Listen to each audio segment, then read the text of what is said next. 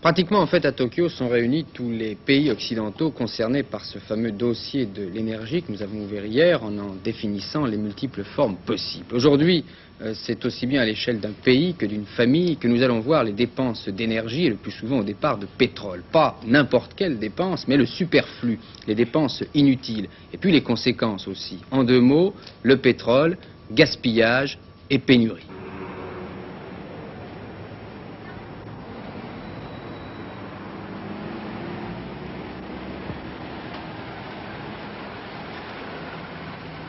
Et après cette dernière goutte d'essence,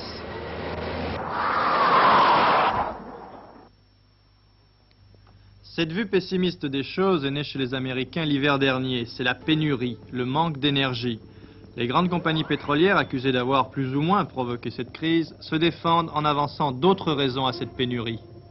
Le mot pénurie est probablement à l'heure actuelle un petit peu excessif. Enfin, disons qu'il y a, depuis un certain temps, des difficultés d'approvisionnement qui sont dues essentiellement à trois facteurs.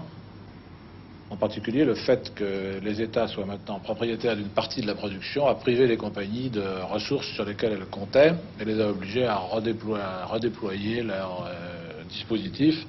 Et elles ont en général moins de pétrole brut à leur disposition qu'elles en avaient précédemment. De plus, la demande d'énergie a augmenté beaucoup plus vite que prévu, alors que dans certains pays, tels la Libye, la production a diminué, donc les exportations aussi. D'où la peur des États-Unis, qui importaient déjà 22% de leur pétrole en 70 et pratiquement le double en 80. La dépendance de l'Europe de l'Ouest est encore plus grande, 96% en 1970 et quand même 84% en 80, malgré la mer du Nord. Et surtout le Japon, 99,5% des importations de pétrole. Il est pieds et poings liés s'il veut poursuivre son expansion. Mais pourquoi, pour éviter cette dépendance politique, ne pas chercher ailleurs le pétrole dont on a besoin, là où il n'y aurait rien à redouter de la part du propriétaire? La mer, par exemple, elle n'appartient à personne, mais le pétrole y est très très cher à extraire. Ou encore, le Grand Nord, mais là aussi le pétrole revient très cher. Enfin, l'Afrique, mais là-bas il n'y avait rien de prêt. Il fallait tout construire, tout créer. Donc ce qui compte encore aujourd'hui, c'est l'argent qu'il faut dépenser avant même que le premier baril de pétrole ne soit extrait. Aux États-Unis, c'était $1,50 par baril qu'il fallait investir en 60, à peine moins en 70. Alors qu'au Moyen-Orient, le pétrole au départ ne coûte rien, ou presque. En fait, c'est l'ouverture de nouveaux puits qui coûte très cher. En Afrique, par exemple, l'investissement de départ était énorme dans les années 60, plus de $3,50, alors que maintenant le pétrole africain est devenu rentable. En résumé, argent investi, politique pétrolière, dépendance énergétique, voilà des raisons importantes de l'état de pénurie, surtout aux États-Unis. Ce renversement est considérable pour un pays qui consomme le tiers de l'énergie mondiale et qui a toujours été habitué à rouler plein gaz et plein feu sur un océan de pétrole bon marché. On a bien sûr accusé les gros, qui s'en défendent, d'avoir manœuvré pour faire monter les prix, mais c'est déjà dépassé. Pour l'avenir, le président a lancé un plan de sauvetage à deux volets.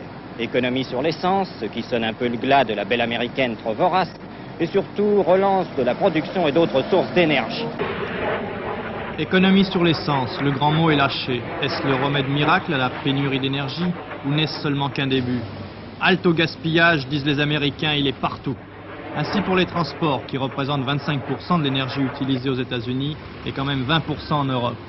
La voiture à essence a un rendement déplorable, 25% lorsqu'elle est pleine et qu'elle roule, à peine 10% lorsque vous êtes seul au volant dans les encombrements.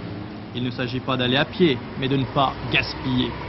L'électricité, elle semble propre et facile à utiliser, mais entre le pétrole, la raffinerie, la centrale électrique et votre prise de courant, il y a 65% de l'énergie qui part en fumée. L'électricité c'est bien, mais pas partout. Ne la gaspillez pas. Ne chauffez pas une centrale au mazout pour fabriquer de l'électricité, qui à son tour va chauffer votre maison. Chauffez donc directement au mazout. Vous économiserez, disent les Américains, 50% de votre énergie si vos fenêtres sont fermées.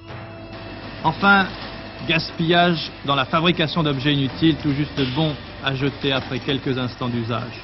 Double gaspillage même, car on épuise les matières premières et aussi l'énergie nécessaire à la fabrication.